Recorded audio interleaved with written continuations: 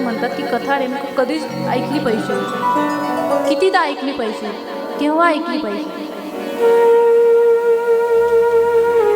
संतादी गोष्टी म्हणतात की सदासेव्या सदासेव्या श्रीमदी भागवती सतत ऐकावी अशी कथा आहे, जी आपल्याला ज्ञान, वैराग्य, भक्ती, प्रेम, भगवंताची भक्ती नव्हे नव्हे तर भगवंताला प्राप्त करून देणारी कथा आहे, जी की सतत ऐकली.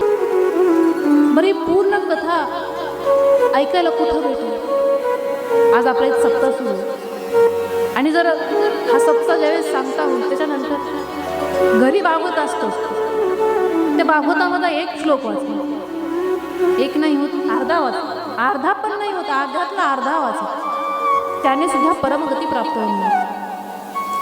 श्लोकार्ध श्लोकपादम वा नित्य, ज्या श्लोकाचं अर्ध्यातला अर्धा श्लोक जरी पाठ केले, जरी म्हटला नित्य नामाने रोज, तर परमगती प्राप्त होणार. यदिच्छसी परागती, परमगती त्याला प्राप्त होणार. असं या भागवताची महिमा. भगवंत आणि भगवंताची कथा ही साधारण नाही.